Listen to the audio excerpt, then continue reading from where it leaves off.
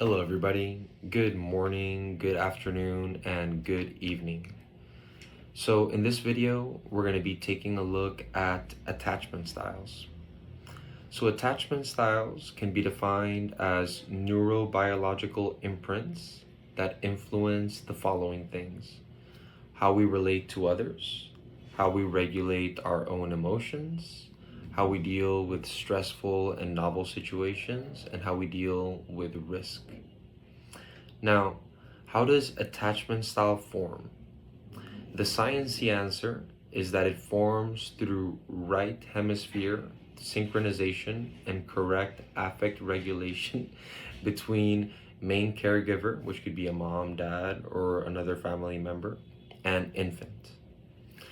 So, in layman terms, we could say that attachment style is formed based on the quality and consistency of the relationship between the main caregiver and the infant. So, what we have is that if the infant has seen a consistent caregiving in the period between birth and 2 years old, then that person will develop a secure attachment style. If the infant from birth to 2 years old has seen mainly inconsistent caregiving, and will define properly what consistent and inconsistent caregiving means following in this video, then that baby will develop insecure attachment style. And insecure attachment style can further be divided in three classes: avoidant dismissive, anxious preoccupied, and disorganized.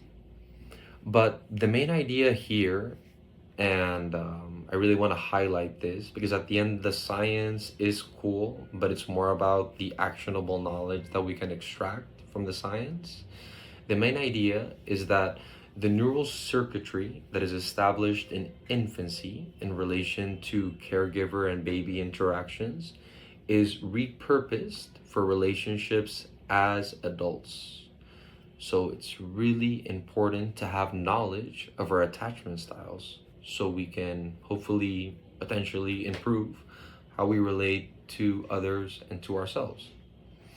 Now, this also begs the question: if I'm not happy with my attachment style, can I change it? And the short answer is yes. And this is based on work from Dr. Alan Shore's lab and his book, Right Brain Psychotherapy. And I'll include a link in the captions. But there are studies that prove that our attachment style can change over time, but it requires another person.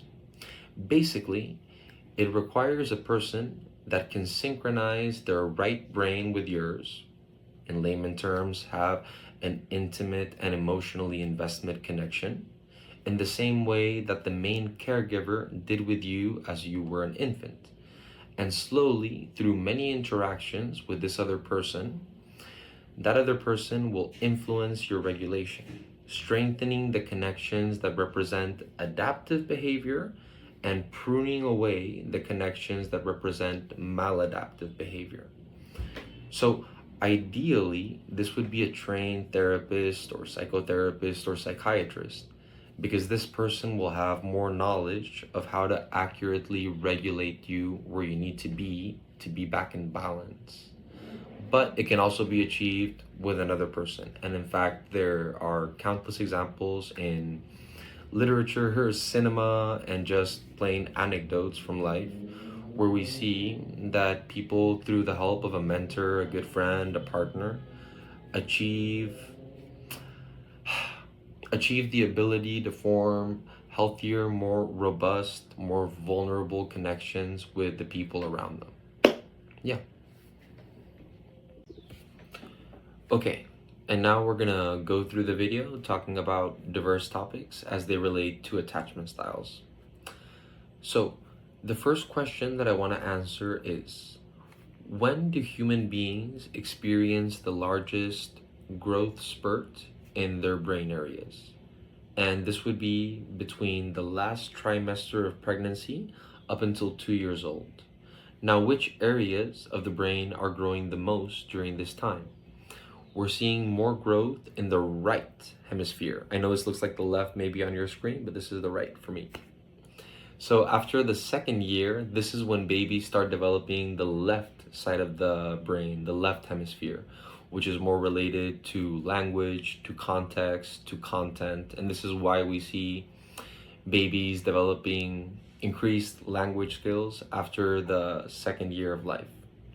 Now, which of these two parts, right hemisphere and left hemisphere, mediates attachment styles? Well, it's the right hemisphere, and specifically, it's a brain area called the right orbitofrontal cortex. So the right orbitofrontal cortex is a small part located around over here, and it's part of the prefrontal cortex. This small part of the prefrontal cortex has connections to lots of different emotion and regulation centers of our brain. For example, it has connections to the amygdala, which influences valence and meaning, to the hypothalamus, which influences hormones, which, as we know, are upstream of emotional states. It influences the ventral striatum, which is the reward and motivation center. Now, how do we know that it's the right hemisphere that mediates attachment styles and not the left? Because we know that it's the same neural circuits that are established between ages 0 and 2 that are lighting up in a brain scanner or being repurposed as adults when you're interacting romantically or in an emotionally invested conversation or interaction. And we know that between the ages of 0 to 2 years old, there isn't a whole lot of left hemisphere to work with. So kind of by process of elimination, we know that it's the right hemisphere that mediates attachment styles. And also there's in the description, there's a link to an article that says so. So there's that as well. So now we're going to take a look at attachment style as a psychobiological concept.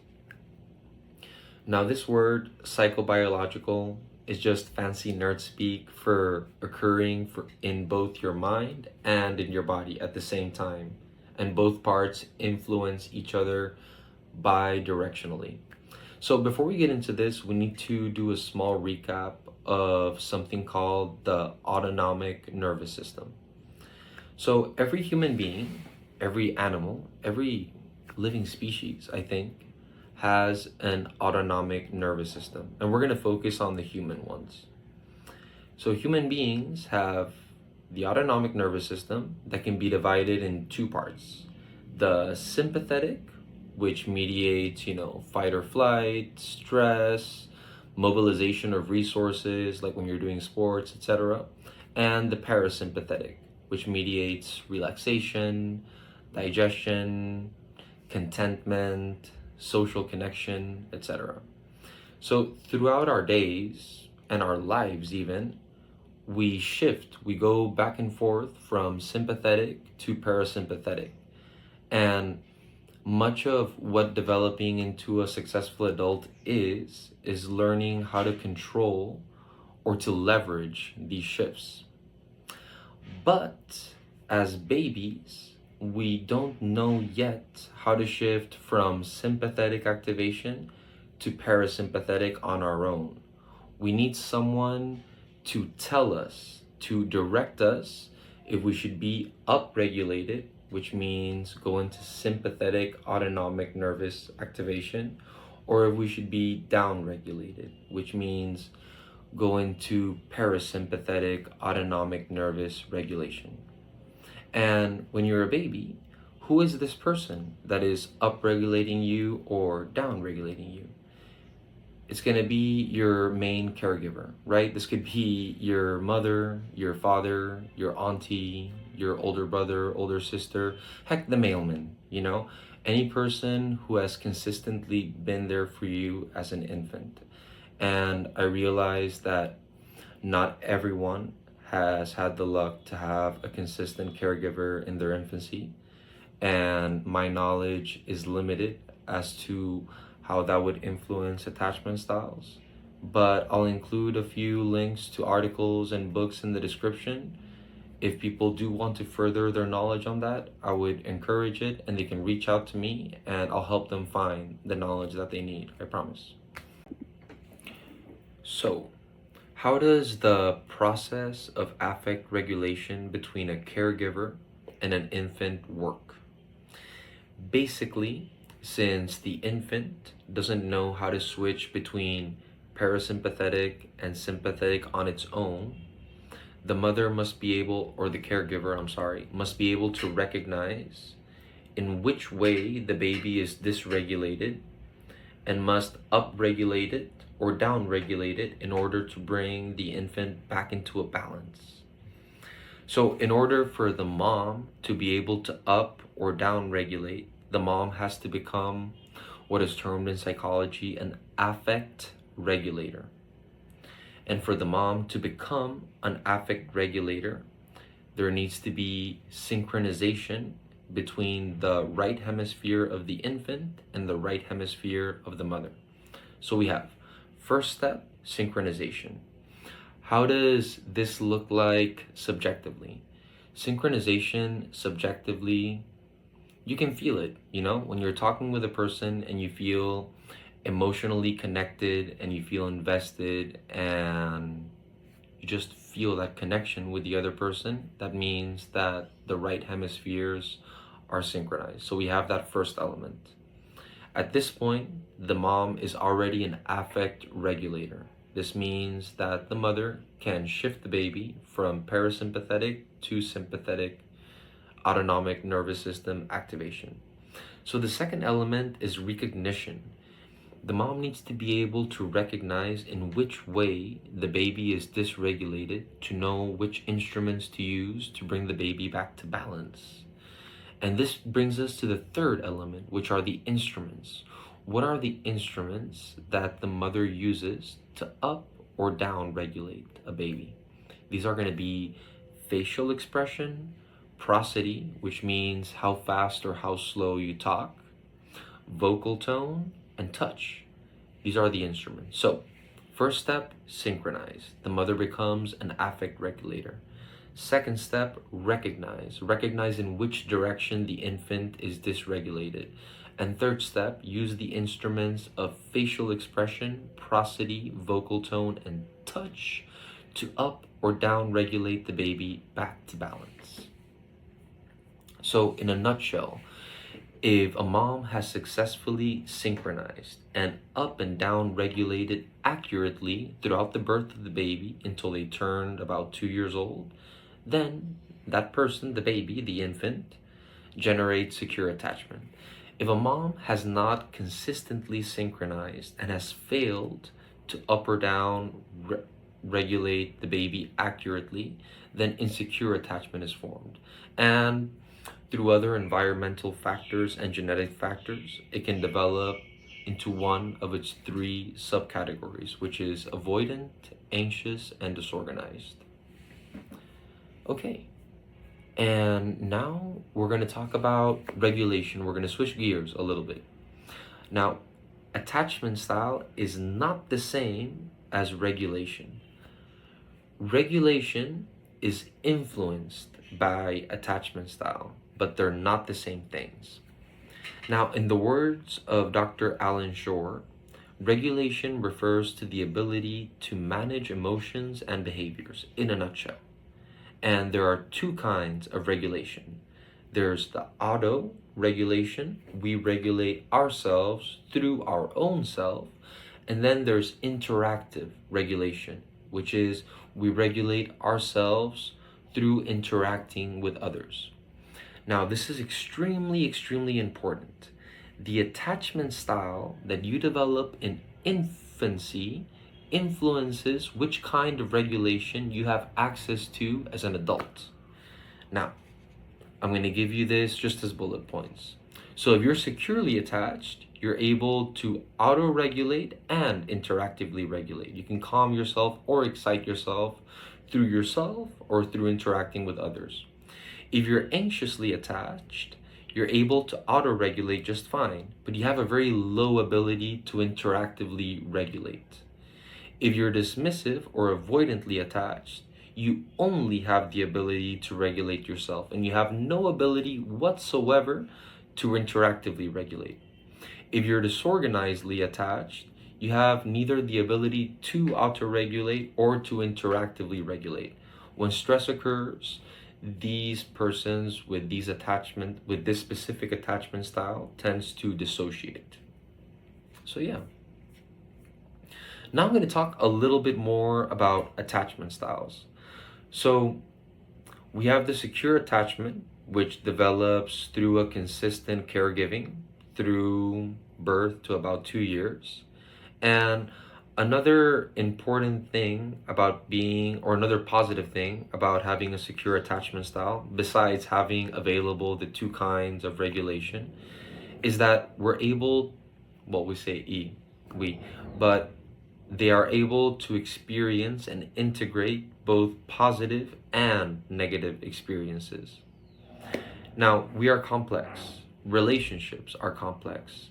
We can resent and love a person at the same time. We can feel guilty and proud about ourselves. We can hate someone and also feel compassion towards them.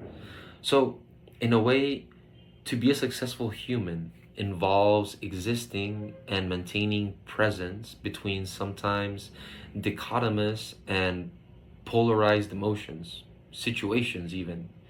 So it's important to be able to integrate simultaneously positive and negative.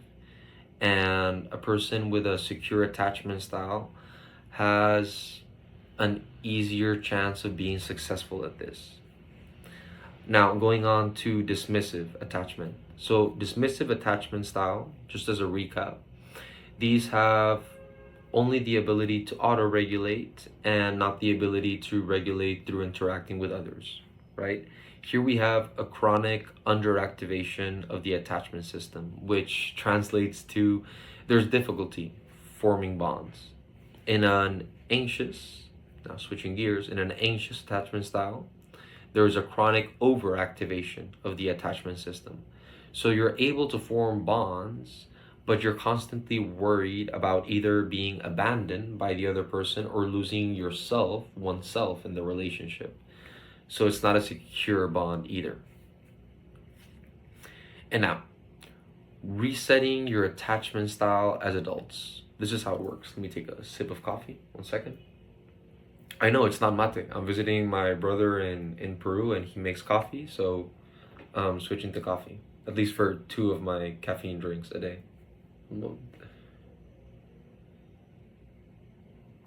Why am I drinking out of a mason jar? I do not know. I couldn't find a coffee cup. Anyways, going back. So how do we reset our attachment style as adults? So the way that it works is as follows. And the description of how it goes is gonna depend whether you do it in the context of a counseling session or whether you do it in the context of an intimate relationship with someone. So in a counseling session, the prerequisite is that you have a right brain synchronization with your therapist.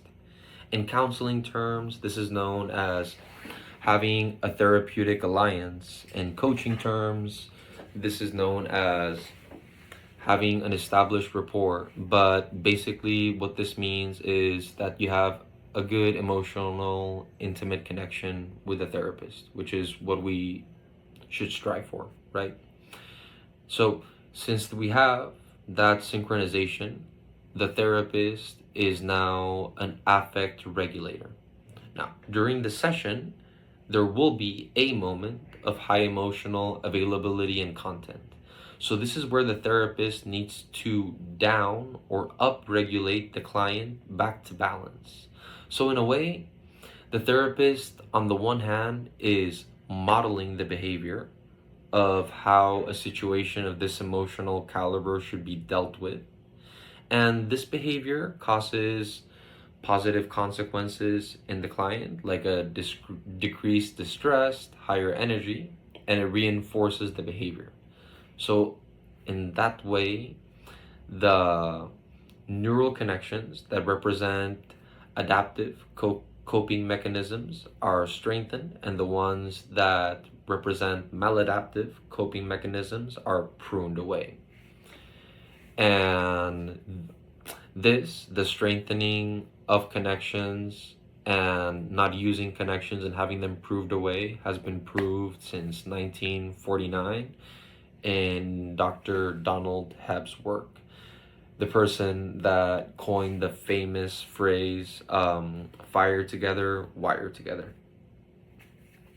So, in a loving interaction, it's very much the same, right? The other person's right brain synchronizes with yours, and he, she, they have now become an affect regulator.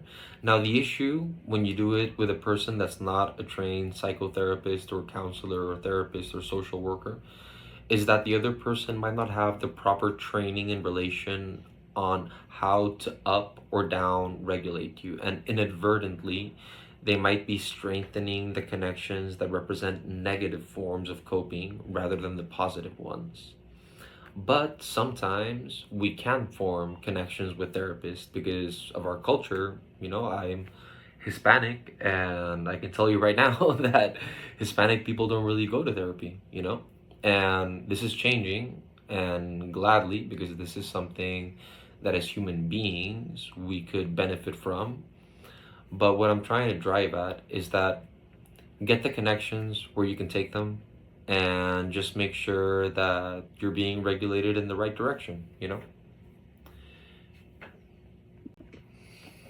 Okay, and in this last section of the video, I'm going to be answering a few questions that I generated that I think that you all would love to know the answers to as they relate to relationships, to leave no stone left unturned. So, first question: what other functions are associated with right brain activity? Now, the list is very long, and the answer is going to vary depending on which doctor, which scientist you ask. But since this video is based on Dr. Alan Schore's work, he states in his book, Right Brain Psychotherapy, that the following abilities are related to right hemisphere function. And these are imagination, humor, music, poetry, art, morality, compassion, spirituality, and saving the best for last, the ability to love. So important. Second question: will my attachment style be affected if my mother isn't my biological mother, or if I was raised by someone else that wasn't my biological mother? And no. The variable in determining your attachment style is the quality of the up and down regulation and the synchronization between mother or caregiver and infant.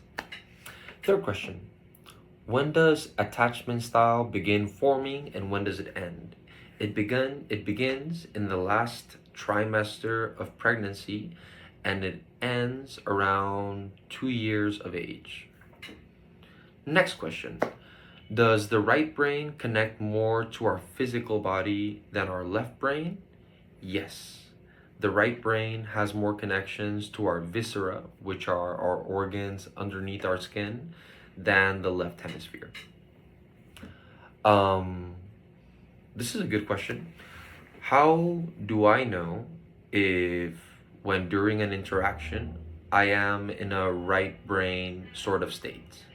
So, if you're in a right brain straight state, then your prefrontal cortex, which is your mind, will begin to form images in your mind that represent archetypally the emotional content of the interaction. What does this mean? Say that I'm talking to a friend from my childhood, and if I'm emotionally connected, if our right brains are synchronized, as I'm interacting with that person, I'll start, seeing fleeting images in my mind of my childhood home, or a soccer field, or typical Peruvian dishes. So it's going to be very individual oriented. For me, I just mentioned some archetypal images as they relate to my childhood. So these images that form are unprompted, and I guess one way that you could check with yourself if you're correctly engaged emotionally in an interaction is, am I receiving unprompted images with emotional content in my mind? And another good question is, how do we know if in an interaction, me and the other person are both synchronized, like our right hemispheres, I mean? Well, we can know this because basically what forms is a wireless connection of images of dispositional representations between our right hemispheres. So, how does this work? When you're interacting with someone and you're synchronized, you form an image in your mind of the emotional content representation of the interaction, right? And the other person does the same of his, her, or they appraisal of the emotional content of this interaction. But the presence of these images alter our emotional states, right? So the images that we are forming are retroalimenting the images formed in the other person, and we have kind of like a chain going on. But subjectively, how does this feel? You feel, a warmness in your chest. You can feel salivation as well, not because you want to eat the other person, but because when you feel relaxed with another person, you go into parasympathetic autonomic nervous system activation. And since this autonomic nervous system state is related to digestion, we often have salivation when we feel relaxed. So that's another way that you can check if you're connected with the other person. If your mouth is dry, that tends to mean that you're nervous. You're in a more of a fight or flight kind of state. Next question. Hold on, my mouth is a little bit dry. Not because I'm nervous, I'm just been talking a lot today. Can one achieve right brain synchrony via text? Short answer is no. Well, think about the tools that the mother and the therapist use to up or down regulate the other person, or even to synchronize with the other person. These were facial expression, prosody, vocal tone, and touch. None of these elements are present in a text interaction. The only thing that's present, and only sometimes if the person is texting back quickly, is synchronous communication. But this doesn't achieve a right brain connection. Now, phone calls do work better because you do have one of the instruments available for right brain connection, which is at least vocal tone and prosody, so I guess two. But again, you're not using the whole arsenal of tools that you have to be able to connect with another person. So, if social intimacy is not available, how can we slip into right brain existence? Because right brain existence is more emotionally oriented, more calming, more creative. Sometimes we want to be in that state, but we might not have people available. So it's been proven in other studies that religious experiences, spiritual experiences, going out in nature, experiencing awe, whether it's from seeing something in nature or from learning a really cool fact, this drops us into a right brain state of mind. So, another question is, if I'm a creative, like an artist or something, what are some tips that I can have that can help me drop into more of a right brain state? Well, like I said, going into nature, connecting spiritually with religion as you understand it, etc. But here comes the concept of surrender. So, to get into a right brain state, you have to surrender, and not in the cosmological sense, but more in the I surrender my left hemisphere to my right hemisphere. And the way to go about this would be, for example, you can listen to some emotionally charged music to get you in that mood. You can expose yourself to someone who you have an intimate bond with, and then go to your creative work. In fact, a lot of artists do this, right? connect with their partner, and then go and be creative in their work. So anyways, I hope that everyone learned something interesting in this video. It was fun doing it. It was fun researching it, and nothing. Like always, I'm just happy to be here. So thank you for also being here.